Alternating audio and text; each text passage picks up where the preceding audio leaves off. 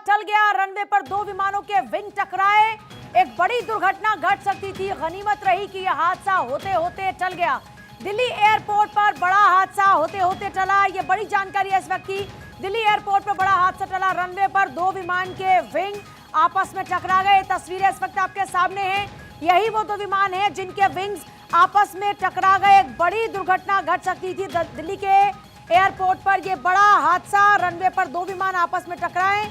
Delhi airport पर दो विमान रनवे में आपस में टकरा जाते हैं। इस टक्कर में दोनों विमानों की विंग्स डैमेज हो गई हैं। दिल्ली एयरपोर्ट पर बड़ा हादसा होते होते टल गया। दो विमान जो कि रनवे में आपस में टकरा गए और इस टक्कर में दोनों के विंग्स डैमेज हुए हैं। तस्वीरें आप देख रहे हैं, दोनों के विंग डैमेज हो गए हैं, बुरी तरीके से डैमेज हुए हैं दोनों के विंग। स्पाइस जेट और आकाशा के विमान जो कि आपस में टकरा जाते हैं और इसी दौरान में एक बड़ी दुर्घटना हो सकती थी। गनीमत रही कि कोई बड़ा हादसा यहां पर नहीं घटा, बड़ा हादसा यहां पर नहीं हुआ।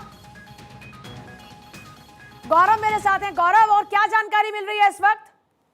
देखिए, इस पूरी घटना के बाद से अगर मैं बात करूं, ग्राउंड स्टाफ है वहां पर और संबंधित अधिकारी हैं एयरलाइंस के, वो वहां मौके पर मौजूद हैं।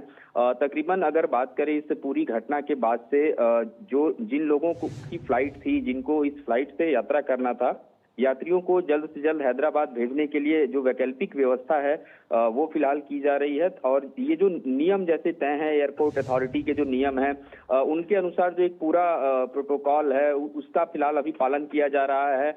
जो ये घटना हुई है, घटना के पीछे क्या वजह है, जाहिर सी बात है जब ग्राउंड स्टाफ इसके बारे में बताएगा, अधिकारी वहां पर जांच करेंगे तो और भी चीजें जो हैं वो निकल के सामने आएंगी।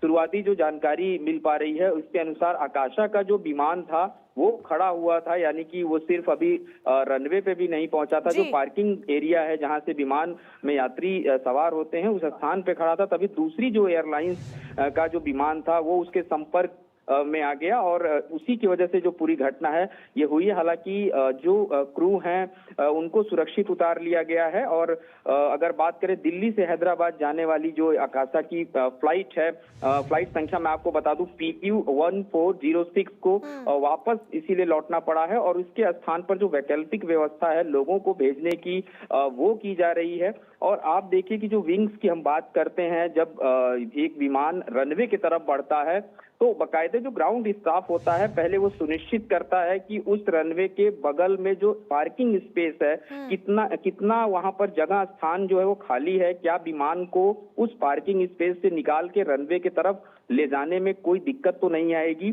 शायद ये एक लापरवाही प्रथम दृष्टया देखने को मिल रही है कि जो ग्राउंड स्टाफ मौके पे थे उनके तरफ से सही इनपुट पायलट को नहीं मिल पाया और इसके वजह से वो जो विंग्स थे वो आपस में टकराए होंगे। जो पहली जानकारी है वो ये मिल पा रही है। दूसरा, अगर स्पाइस जेट की बात करें, जो विमान है B737700, ये जो विमान दुर्घटना का शिकार हुआ है, यानी कि जो पंख है इसके जो विंग्स हैं वो टकराने की सूचना है। हालांकि दूसरे जो एयरलाइंस के विमान हैं ज्यादातर अगर हम बात करें उसका जो दूसरा हिस्सा है वो ज्यादा क्षतिग्रस्त बताया जा रहा है। शायद इसी वजह से अब जो तैयारी है वो इस तरीके की जा रही है कि इस विमान को फिलहाल अभी ग्राउंड पे ही रखा जाएगा और वैकल्पिक विमान से जो यात्री हैं उनको भेजने की जो तैयारी है वो की जा रही है। ठीक है गौरव, बहुत शुक्रिया। लेकिन ये वाकई एक बड़ी लापरवाही का मामला सामने आता है।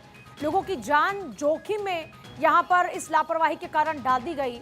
सोचिए, एयर इंडिया की दुर्घटना जिसने पूरे देश को हिलाकर रख दिया और उसके बाद ये सवाल उठे कि बड़े स्तर पर जो लापरवाही होती है जिसका खामियाजा लोगों को भुगतना पड़ा और आगे ना भुगतना पड़े, ये फिक्स करने के लिए तमाम प्रयास किए गए, उसके बावजूद इतनी बड़ी लापरवाही क्यों?